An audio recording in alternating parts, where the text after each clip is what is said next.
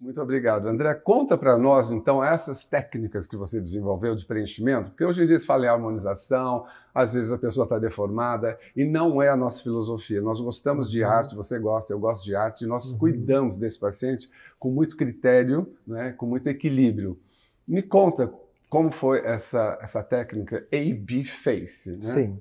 A-B Face a gente faz anatomia da beleza, né? Anatomy of Beauty in English, né? Face. Obviamente que é uma brincadeira também com o meu nome, André Braz, mas na verdade é um conceito de um preenchimento facial global que foi sendo amadurecido com o tempo até chegar no A-B Face. Quer dizer, quando eu comecei na dermatologia, né, fazia-se no máximo o preenchimento com ácido hialurônico, que tinha outros produtos também na época, que depois foram condenados, definitivos, que a gente viu que não era realmente nada seguro, nada interessante, mas que se fazia no sulco nasolabial, né, o bigode chinês, né, o bigode chinês, ou na glabela, né, perigosíssimo. Sim, perigosíssimo, e nos lábios.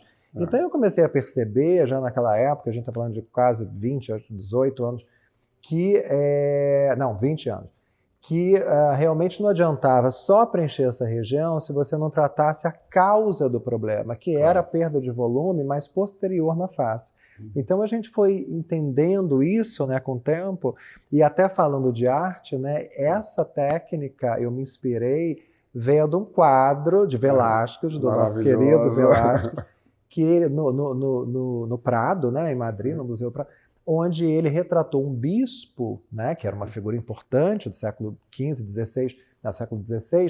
Ele retratou um bispo em 3 fases da vida, que era 30, 40 e 50. 50 anos, naquela época, o povo morria. Era 100 hoje. Longevidade saudável não existia. Não existia. Então, ele como um pintor que trabalha de uma forma unidimensional, ele retratou com luz e sombra o envelhecimento. Então, ele começa no sulco nasogeniano, com 30 anos, depois ele começa a colocar uma sombra aqui no lábio mentoniano, né, no bigode chinês todo, e nessa região, o bispo com 50. E ali eu saquei que a perda de volume não era aqui, era aqui.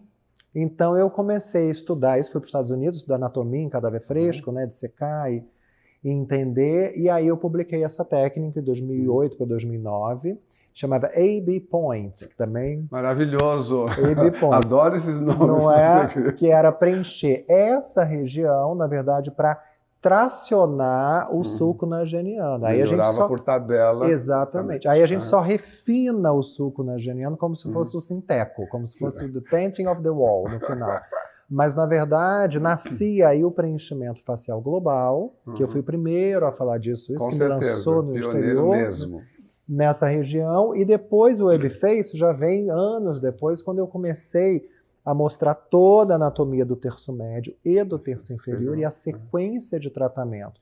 Porque a gente tratar a perda de volume que acontece com o tempo, né, mais cedo na mulher, depois no homem também, é fundamental, mas mantendo as características anatômicas de cada paciente. Um dos meus estudos fala o facial shapes, on the planning of injectable fillers, que os formatos do rosto da pessoa a gente pode rejuvenescer dentro do próprio formato do rosto ou deixar um formato melhor para o envelhecimento menor no futuro. Valorizar alguns pontos, os pontos fracos melhorar e os pontos fortes valorizar. Então essa que é a pegada. Então, os exageros de hoje são um erro de assessment, né, de avaliação facial, que já começa todo errado. Não tem diagnóstico. E muita quantidade. Né? E se você não sabe, é uma frase que eu sempre falo, quem não sabe o que procura não interpreta o que acha. Né? Se você não sabe o que você vai fazer com o paciente, como é que você vai achar um resultado natural? Então, tudo vem da avaliação da naturalidade e a técnica que você... E o estudo da anatomia, obviamente.